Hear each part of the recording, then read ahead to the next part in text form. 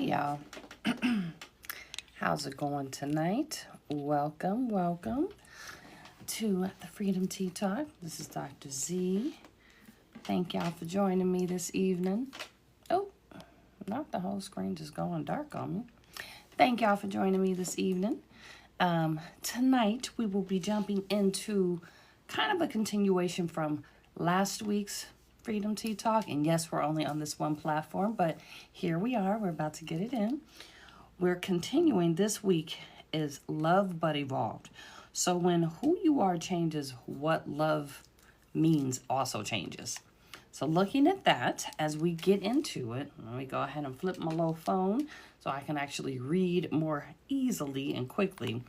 Welcoming you guys back. Last week we were talking about green and grief, and what we were looking at is what it's like to experience and explore love, but also what it's like to notice when love does turn to grief, and when what would appear to be jealousy is actually a mask for love that didn't get manifested in a way that you were looking for. So we were talking, like I said, about the heart, the expansion of jealousy, loss, and what it means to actually feel. Because I wanted to keep this going, and just based on things that have been happening in life. So I do tend to share things that are part of what I've experienced, what I've noticed from other people around me. I do have the privilege of working as a therapist, so there's always other stories that I get to hold space for, as well as my own lived experiences and stories. So what happens when you just don't feel love, but you start to understand it differently? What I noticed, or I should say what I'm realizing now in the space that I'm kind of holding and sitting in, is noticing that love isn't fixed, it evolves. And it evolves as you evolve. So as you grow to learn and know more about yourself, you get the opportunity to have the way you love, the way you receive it, the way you give it, also continue to evolve. So love is taught and then it's relearned. There's a version of love that I was taught, and it looked like, and this is for all my strong friends, it looked like staying, and this is in the context of like different relationships or places where you've been at. It looked like staying, proving, holding on to, enduring things, waiting to be chosen. And when it didn't feel even, I will say, and when it didn't feel safe, but even when it didn't feel safe, still doing those things. And what I'm starting to notice is a different version of love. And it's come up in different types of relationships that I have. So the presence of safety, someone literally just being present, ease, and noticing that truth and transparency is something that comes pretty effortlessly when you do decide to love in a different way. The unfortunate part of that is that it tends to also bring apart grief. And grief will actually expand the love that you have the capacity for. I noticed the other day, and feel privileged to still be able to call my dad and speak to him, and I noticed that I missed him. I noticed that I have friends that have different things going on in their life where there's people that they genuinely care about deeply, and they may miss them also because they may not be here with us. They may be far away. Maybe the relationship has changed and the dynamics of how they get to relate to them is no longer the same. So there's this reality of grieving the way they used to show up and were able to show up because of that connection and relationship that's no longer available now. Grief doesn't remove love. It's actually the expansion of your capacity to feel it. You wouldn't grieve anyone that you've lost, or a relationship or a version of yourself that you've lost, if you didn't have a level of care and love in the first place. As we do tend to get older and we start to learn more about what it means to love, to be open, be vulnerable, to give to other people, and even be in a position to receive, you start to notice that there's a difference between safety versus survival. While I noticed the difference of being able to be in the presence of men, and I would say real men, because there are some men that I do absolutely do not feel safe with. Now, way back in the day, you may not know this, but I used to do security at nightclubs, and clearly there weren't a bunch of women there. There were definitely a lot more men around me, and I always felt safe with them. Even when I was in the military, I always felt safe, but I felt safe because I felt comfortable to do what I needed to do. As I continue to evolve and notice that the level of love and care that I offer myself, the more I give myself the opportunity to move and stand in my femininity, I notice that it's easier to feel safe and secure when I do have the external presence of other people that exude safety and security, because their desire to go home every night and their ability to make sure that they're safe kind of like rolls over. The excess, the abundance of it rolls over in how they show up for me as a friend, some people even as a lover. And when you're single and you're out here trying to figure out how and what to make things be, still being a parent puts me in a position where it is important for me to make sure that I am safe and that everybody in my household is safe. So when you have the opportunity to be in the presence of other people, whether they stay the night, whether they're just spending time with you, noticing that that person's presence allows your nervous system to relax and decrease, is you experiencing a level of love that maybe you didn't even realize you were missing until it was there. And I bring that back to having the opportunity to speak to my father, noticing that I missed him, and then getting into a space of, wow, there are other people that physically are close enough that I can ask them to provide a certain similar level of safety and security, just their physical presence, and then who I know them to be for myself and for my daughter. When that happens, you start to notice that love can also help the nervous system work and do its job. What that looks like is not just about the emotional component of love, but the physiological component. When you are experiencing love, there are different things that happen within your body that make it easy to disappear into the world. So if you've ever had the opportunity to notice two people and it seemed like they don't see or experience anything else in the world except themselves, what you got a chance to witness was two people's nervous systems and bodies and everything being so in alignment that literally it's like the whole rest of the world like blacked out around them, and their level of care, love, and presence, intensity, and purpose of being with each other puts them in a position where it's not that they couldn't possibly be unsafe, but it's almost like they're co-regulating each other because they're both so connected with one another, and chill, for lack of better words. That's a level of safety that you can't actually force. That experience, if you happen to witness other people having that experience or you get to be in that position, this isn't something that you're able to make up and create on your own. This is something that comes from being able to experience yourself as safe and loving first, to be able to offer that same thing to someone else, that just your sheer existence alone puts you and them in a position where you get to experience love in a different capacity. This isn't just about feminine or masculine roles, but if you look at the rhythm that comes when people are able to embody their feminine and masculine and share with each other and provide the space, and like those boundaries come together, it's almost like a delicate dance. Giving, receiving, holding space, giving space, creating space, building space. Like these different things flow back and forth when you're able to be in a position to feel grounded, to soften, to feel attuned, and notice that you're creating that same experience for the other person that's with you. And it's, again, this isn't just about romantic partnerships. This is being with anyone. A mother and a child can have this experience of safety and noticing their feminine and masculine working together, in the sense that that child might be providing safety for a parent, pending the age, pending what's happening. But you're also getting to witness a different version of love. Letting people be. Now, this part is maybe going to feel a little bit, but what I noticed in experiencing love is letting people be who they are, not asking them to be different, not even requesting that they see you differently. Allowing them to be and you choosing to continue to be who you are gives you a greater opportunity to experience how you love yourself and how you allow other people to love you. Now, does it mean that you stick around if the way they show love doesn't really line up with the way you like to receive it or also reciprocate it back? Absolutely not.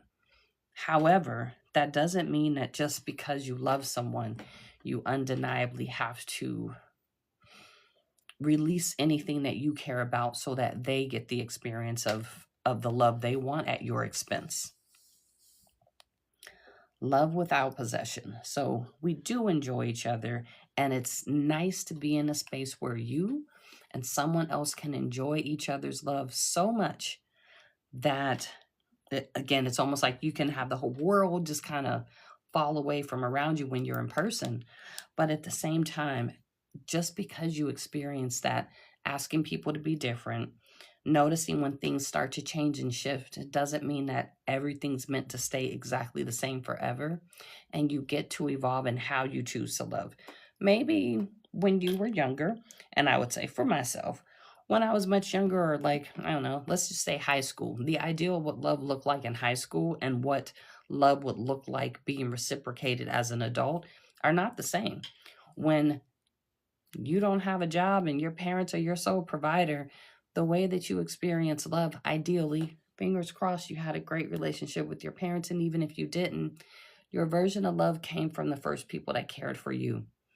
If that's how you received love and that's how you gave love, you may have been used to performing to get noticed, to get attention or time. You're going to duplicate that in how you show up in the relationships and partnerships with other people. You're going to love people from the capacity of what you have, and they're going to reciprocate the same thing back.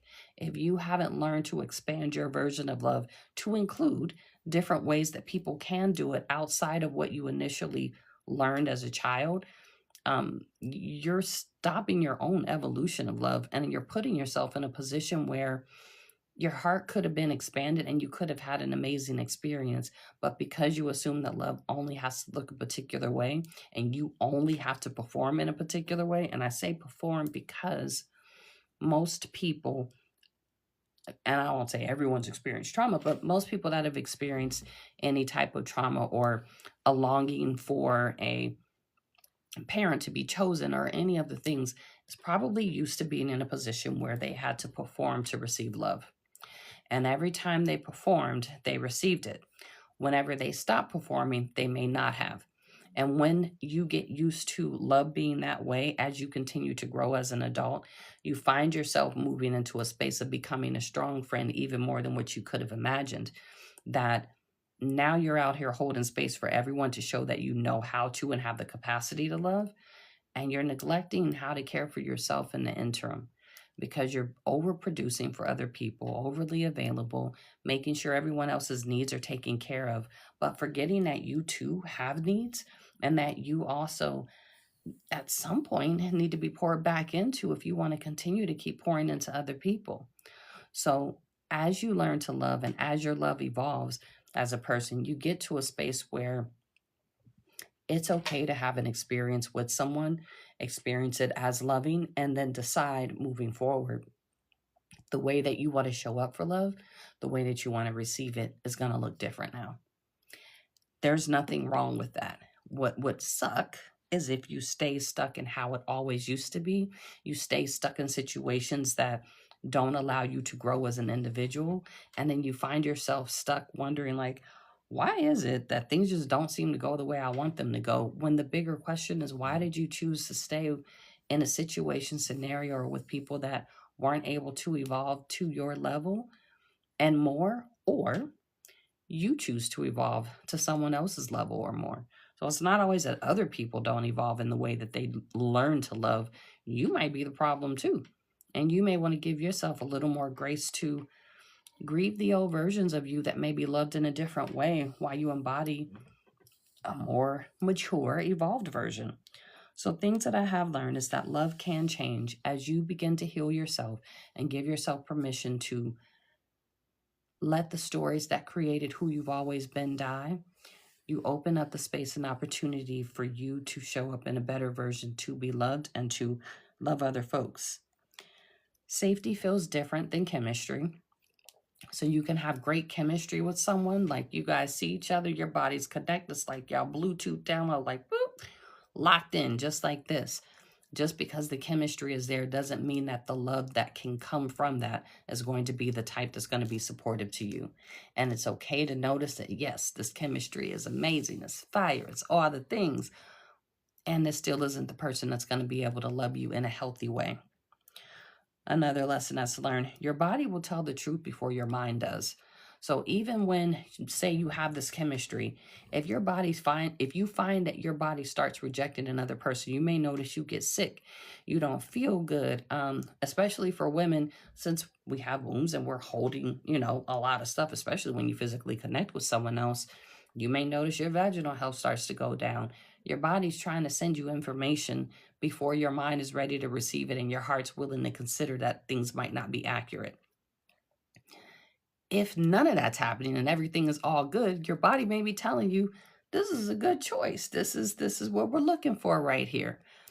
Listen to your body and don't feel compelled to make a thing, because we can also make ourselves sick.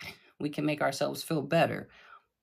But if you give yourself an opportunity to stay tuned in with yourself, you won't miss the cues about your capacity and level of love that you can receive and give at this point in time.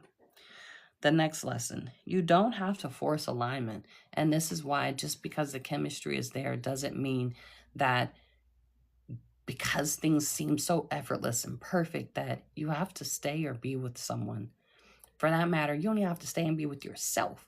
If you are not loving yourself in a way that's really helpful and supportive to you, that's a great opportunity to remind yourself, maybe I need a break from folks and people so I can reevaluate the way that I care for and love myself. So when I do resurface, I can pour into other people in a way that's more in alignment with who I'd like to be.